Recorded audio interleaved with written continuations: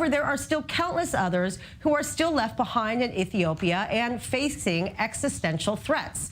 Joining us now is anthropologist and filmmaker Dr. Malka Shabtay, once again coming into the studio with more exciting news. Hello and welcome back. Good morning. Hello. Good to see you. You're working very, very hard, and I really enjoyed your film Nafkot, which we're going to get to in a minute. But first, let's talk about the events a few weeks ago with over 300 Ethiopians coming here to Israel. What does this mean as far as the process of recognizing and bringing home Ethiopian Jews? First of all, I'm involved with Ethiopian Jews in general for the last 40 years. I've been there since the beginning. These are exciting moments, these are peaks in the whole big story of the Israeli attitude and relation to Ethiopian Jews. Yes, we are in different times, which means that some government decisions that have been taken place many years ago, even in the days of Arik Sharon and others, have not been implemented.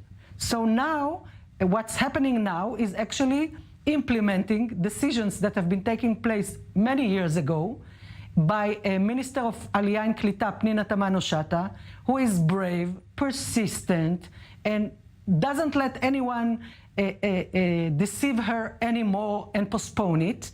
And she got it. She got the implementation of this decision to fulfill and complete the aliyah of those who are waiting for many, many, many years in Addis Ababa and Gondar, who mainly has relatives of first degree in Israel.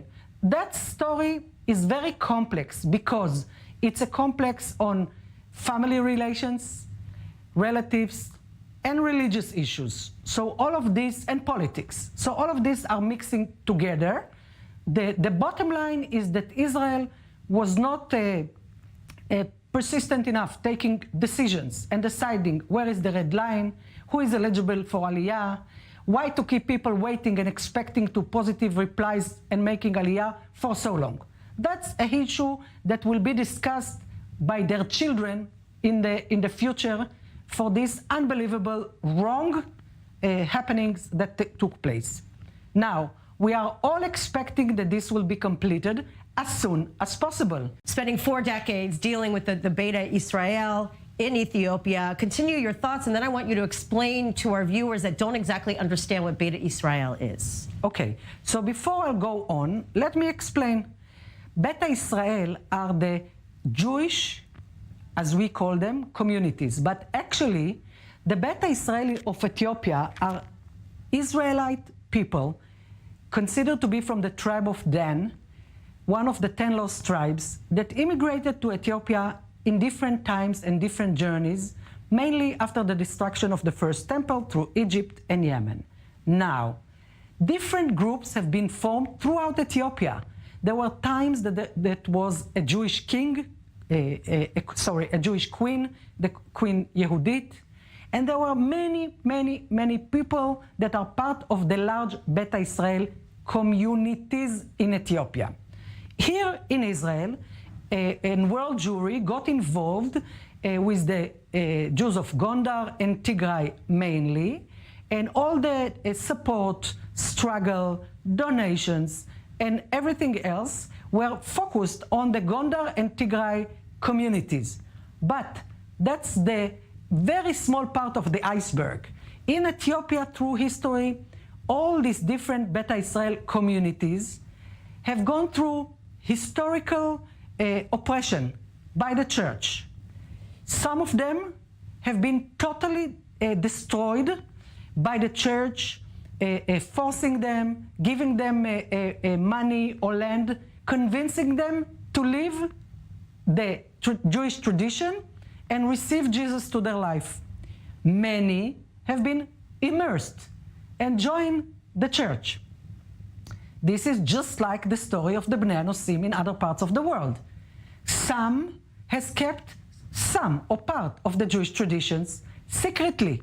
For example, Shabbat. They would not go to the market. They would not go to the church. So they live in semi-Jewish and Christian life. They adopted Christian symbols, so they will not be persecuted. And they know very clearly their identity. but they did not have leadership, books, or ability to practice their religions throughout Ethiopia.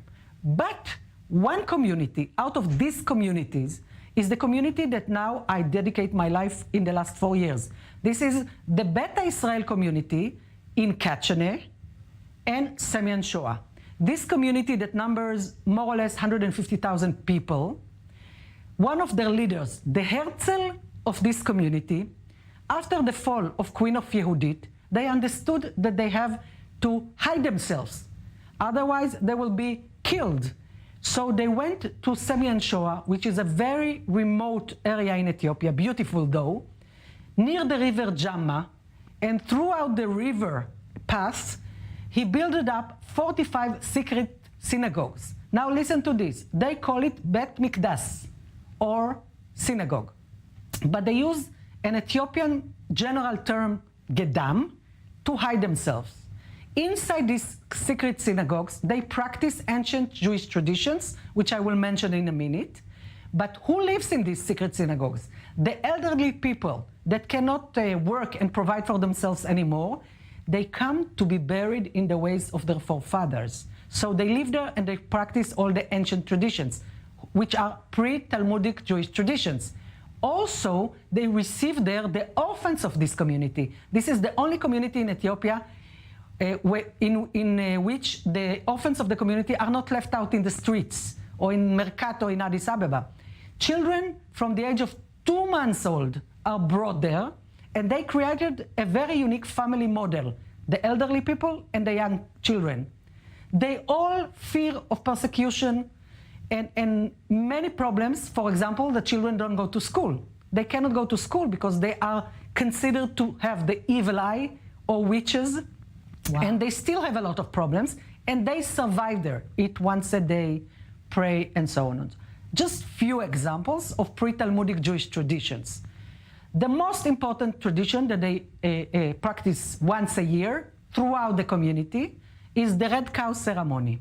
So although there is no red cow anymore, this was the most severe tradition in the first temple, they still practice the same day, the same way of slaughtering.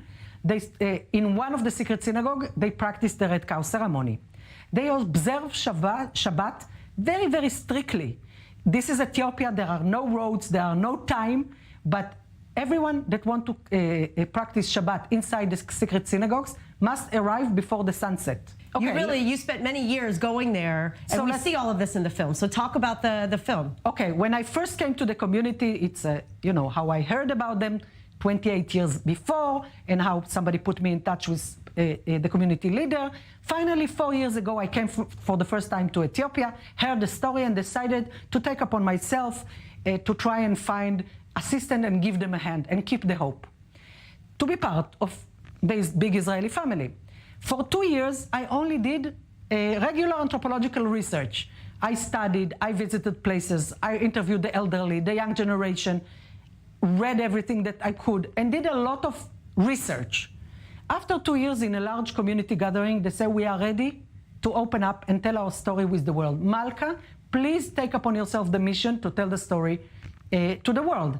So we started the process of making a film. I went to film school. I studied film when I became 60.